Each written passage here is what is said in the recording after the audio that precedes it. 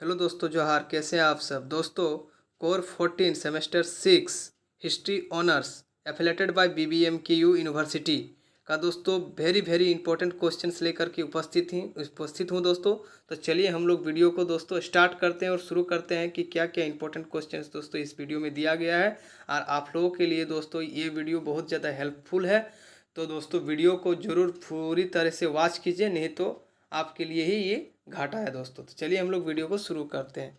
देख सकते हैं दोस्तों, history core 14 UG semester 6 history honours history of West Asia दोस्तों। इस बार सेमेस्टर 6 में आप लोगों को कोर 14 में पढ़ना है।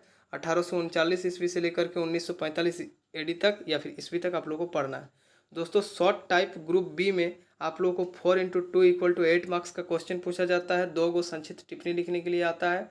तो दोस्तों इसमें मैंने 4 टिप्पणी को सिलेक्टेड किया है, गेस्ट क्वेश्चंस में सिलेक्टेड किया है। इस 4 में से कम आप लोगों का 2 गारंटी है कि दोस्तों आ ही जाएगा। तो चलिए वो 4 सिलेक्टेड क्वेश्चन क्या है, हम लोग इसके बारे में जानकारी लेते हैं। ठीक है दोस्तों, पहला है युवा तुर्क आंदोलन का महत्व। दोस्तों आप लोग युवा तुर्क आंदोलन के बारे में पढ़े होंगे। ठीक है दोस्तों, ये चीन में हुआ था और ये बहुत ज़्यादा इंपॉर्टेंट है दोस्तों। इसको आप लोग पढ़ के जाइएगा ही जाइएगा, क्योंकि ये पूछता है दोस्तों। फिर है मुस्तफ़ा कमाल पाशा का सिद्धांत। दोस्तों मुस्तफ़ा कमाल पाशा का दोस्तों 6 सिद्धांत है, वो 6 सिद्धांत आपको इसमें लिखना है इस टॉपिक में। फिर है दोस्तों सीरिया एवं लेबनान पर फ्रांसीसी संरक्षण।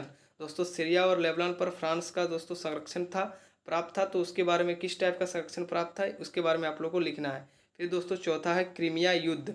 ये चारों दोस्तों शॉर्ट टाइप में आ सकता है दोस्तों, ठीक है। और ये दोस्तों सिलेक्टेड क्वेश्चन है, तो इसको आप लोग जरूर से जरूर करके जाइए। यदि आप लोगों का एग्ज़ाम में दोस्तों अच्छा यदि मार्क्स चाहिए तो ये सब क्वेश्चन को आप लोग जरूर करके जाइए। ठीक है दोस्तों, अपकमिंग एग्जाम सेमेस्टर 6 16 अगस्त से दोस्तों BBMKU अनाउंसमेंट किया है। गारंटी है कि 16 अगस्त से आप लोगों का एग्जामिनेशन कैलेंडर जल्द से जल्द निकल भी जाएगा। ठीक है। नेक्स्ट दोस्तों long answer type group C 4 × 60 = 64 marks. यानी कि दोस्तों 16 नंबर का क्वेश्चन रहता है और उसमें से आप लोगों को 4 को बनाना पड़ता है, जिसमें आप लोगों को 64 मार्क्स दोस्तों मिलेगा। और दोस्तों MCQ में उधर 8 मार्क्स और इधर दोस्तों शॉर्ट आंसर टाइप में 8 मार्क्स। यानी कि 8 × 8 कितना हो गया 16, 64 और दोस्तों 16 को जोड़िएगा तो 80 मार्क्स आ जाएगा ये एक्सटर्नल का। और 20 मार्क्स दोस्तों इंटरनल जो मिलता है। 20 और 80 को जोड़िएगा दोस्तों तो 100।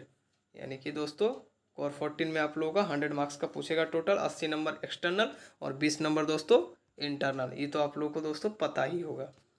तो चलिए दोस्तों हम लोग VVI लॉन्ग आंसर टाइप को देख लेते हैं। तो दोस्तों पहला जो क्वेश्चन है, मुस्तफ़ा कमाल पाशा के नेतृत्व में तुर्की के आधुनिकीकरण का वर्णन कीजिए। आधुनिकीकरण का वर्णन कीजिए।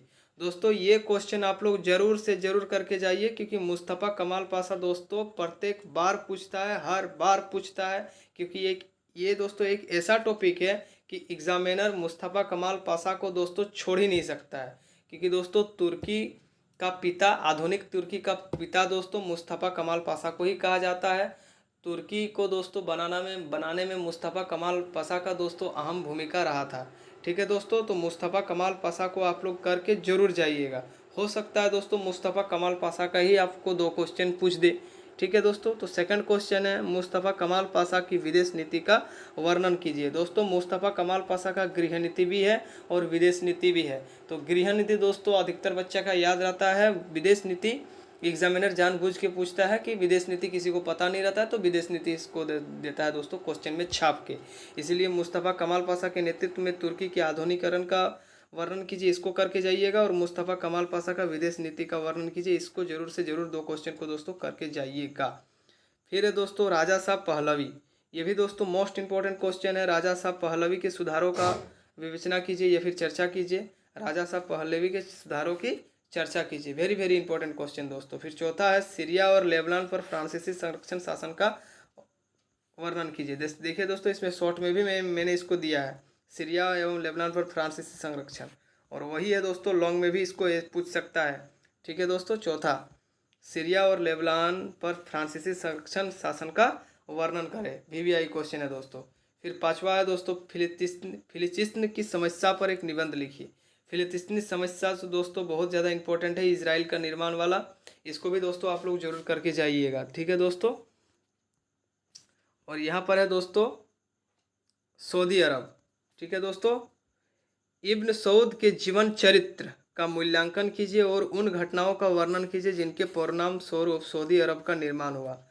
दोस्तों सऊदी अरब का पिता इब्न सऊद को ही कहा जाता है, क्योंकि दोस्तों इब्न सऊद ही दोस्तों सऊदी अरब को बनाया है दोस्तों, ठीक है। सऊदी अरब जहाँ से तेल निकलता है दोस्तों, पेट्रोल निकलता है, वही सऊदी अरब का बात कर रहे हैं, ठीक है। सऊदी अरब का पिता दोस्तों इब्न सऊद को कहा जाता है, इतना आप लोग जान लीजिएगा, ठीक है। तो इब्न सऊद के जीवन चरित्र का मूल्यांकन कीजिए और उन घटनाओं का वर्णन कीजिए जिनका परिणाम स्वरूप सऊदी अरब का निर्माण हुआ। या फिर दोस्तों इसी क्वेश्चन को घुमा के दे सकता है, आंसर सेम ही होगा, और में इसको दे सकता है राष्ट्र निर्माता के रूप में इब्न सऊद के कार्यों का मूल्यांकन कीजिए, ठीक है दोस्तों। सऊदी अरब को बनाने में इब्न सऊद का दोस्तों महत्वपूर्ण भूमिका रहा था, इसीलिए दोस्तों ये सब क्वेश्चन आप लोग जरूर से जरूर करके जाइएगा। एक बार फिर दोस्तों मैं रिपीट कर देता हूँ लॉन्ग आंसर टाइप क्वेश्चंस को। पहला है दोस्तों मुस्तफ़ा कमाल पाशा के नेतृत्व में तुर्की के आधुनिकीकरण का वर्णन कीजिए। फिर सेकंड है दोस्तों मुस्तफ़ा कमाल पाशा की विदेश नीति का वर्णन करें। फिर थर्ड है दोस्तों राजा शाह पहलवी के सुधारों की चर्चा कीजिए। फिर फोर्थ है सीरिया और लेबनान पर फ्रांसीसी संरक्षण शासन का वर्णन करें।